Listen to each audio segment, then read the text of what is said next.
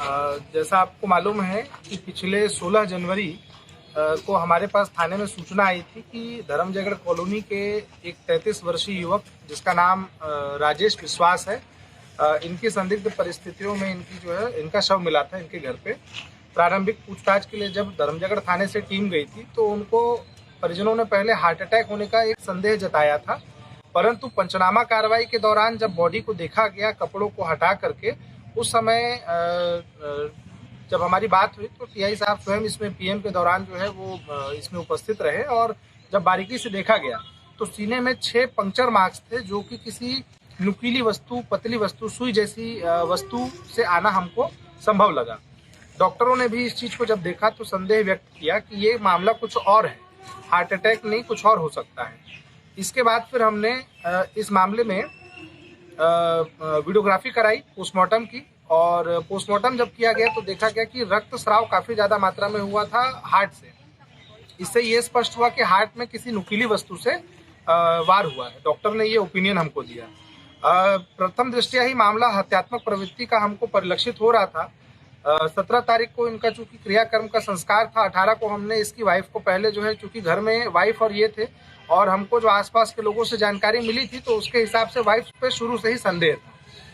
Wife पे संदेह होने के कारण जब उससे पूछताछ के लिए उसको लाया गया, इनके मोबाइल्स की जांच की गई। मोबाइल्स में इन्होंने साक्ष्य छुपाने की दृष्टि से पहले ही काफ़ी सारा डेटा डिलीट कर रखा था। इसीलिए स्थानीय बंग समाज की तरफ से भी काफ़ी अपेक्षाएं थी कि इसकी अच्छे से जाँच हो, निष्पक्ष जाँच हो।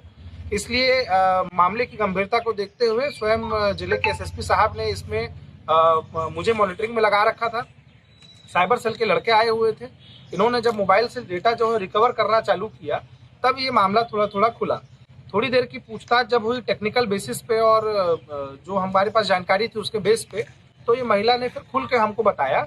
इसने हिकमत अमली से पूछताछ में अपना जुर्म कबूला, इसने घटना का पूरा वृत्तांत बताया।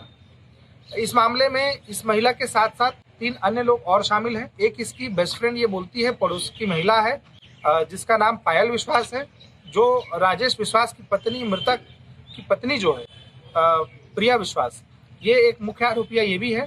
चारों मुख्य भूमिका में है, किसी की भी भूमिका कम या ज़्यादा नहीं है, सभी बराबर के इसमें दोषी हैं। इसकी सहेली प्रिया विश्वास, इनका एक पुरुष मित्र है, स्थानीय लड़का है मोइन खान, शेख मोइन, वो भी इसमें शामिल है। 20 वर्षीय युवक है, वो भी इसमें डायरेक्ट रूप से शामिल रहा है। और इनका एक चौथा साथी जो रहा इस पूरे घटनाक्रम में, इस वारदात को अंजाम देने में, उसका नाम फिरिज यादव है। ये मूलतः सारंगगढ़ के गोपाल भवना क्षेत्र का रहने वाला है, पर ये नौकरी कर रहा है विगत कई सालों से। 2020 से ये नौकरी कर रहा है बालाजी अस्पताल में, जो मोवा पंडरी में रायपुर में स्थित है। वहाँ पर ये स्टाफ नर्स का काम करता है और ट्रॉमा सेंटर को संभालता है। ट्रॉमा सेंटर में ये काम करता है, इमरजेंसी पेशेंट्स जो आते हैं उनको ये देखता है। तो इन चारों के हमने अभी जो साक्ष्य हमको मिले हैं, जो घटना में इन्होंने प्रयुक्त किए थे सामान वामान, वो सारे साक्ष्यों के साथ में हमने सारे साक्ष्य बरामद किए हैं और इन चारों की डायरेक्ट इसमें भूमिका मिली है। इसीलिए हमने हत्या, साक्ष्य छुपाने और आपराधिक षड्यंत्र की जो सुसंगत धाराएं हैं उनमें अपराध पंजीबद्ध करके अभी हम इनको गिरफ्तार करके न्यायिक रिमांड पर भेज रहे हैं। उसके लिए हम अभी न्यायालय के समक्ष प्रस्तुत कर रहे हैं। क्या मिला है पुलिस को? जी, इसमें जो डॉक्टर फिरिज यादव है, उसके द्वारा जो इस्तेमाल किए गए सिरिंज थे, जो ग्लव्स थे, वो जो आने का टिकट था कि जो धर्मजयगढ़ प्लानिंग करके 14 तारीख को ये आया रायपुर से, उसकी बस की टिकट हमको मिली है। वो सब हमने इसमें डिस्प्ले कर रखा है यहाँ पे। वो टिकट के साथ साथ जिस होटल में वो रुका था, उस होटल में जो फुटेज मिला है, वो फुटेज उसका डीवीआर हमने जब्त किया है। जो पहने हुए कपड़े थे मौके पर के, उसके जो फुटेज में भी स्पष्ट दिख रहा है, उन कपड़ों को भी उससे हमने बरामद किया है। साथ ही साथ इन सभी के मोबाइल्स हमने बरामद किए हैं। बेसिक ये सारे एविडेंस हमने बरामद किए हैं। प्लस जो मोइन खान इसको लेने आया था मोटरसाइकिल से, वो मोटरसाइकिल हमने बरामद की है।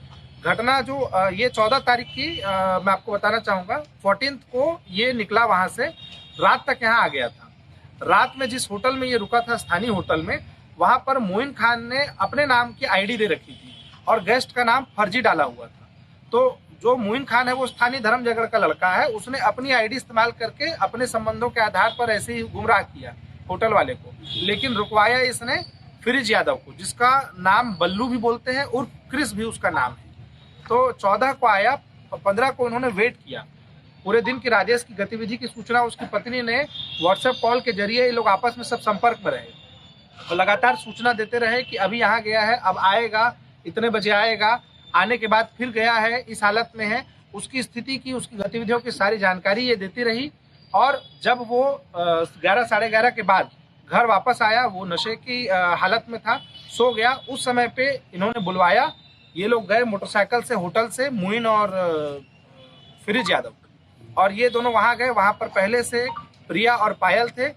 प्रिया जो है उसकी पत्नी, ये तीनों अंदर कमरे में रहे। पायल का काम रेकी करना था। भाई कैसे मिली तुमको? ऐसे किसी को थोड़ी ना मिल जाती है। हाँ? जोर से बोलो ना। हाँ, कैसे बच जाता है स्टॉक में? हाँ, तो कितना ml था दवाई? 10 ml।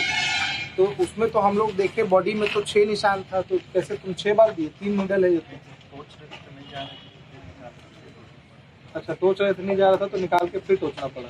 अच्छा, तो तुमको ये कौन करने बोला? जोर से बोलो ना। क्यों बोली? लड़ाई वगैरह होता है। प्रिया, क्या कारण था भाई ये स्टेप लेने का? हाँ, अच्छा, तुमको कौन बोला था इसको लाने के लिए? पूरा नाम बोलो ना। मोनी विश्वास बोली। ठीक, क्या पैसा भी दी थी तुमको कुछ? होटल का खर्चा के लिए? होटल के लिए दी। ठीक है। मुइन की डायरेक्ट दोस्ती प्रिया से नहीं थी, मुइन की दोस्ती थी पायल से। और प्रिया के कहने पर पायल ने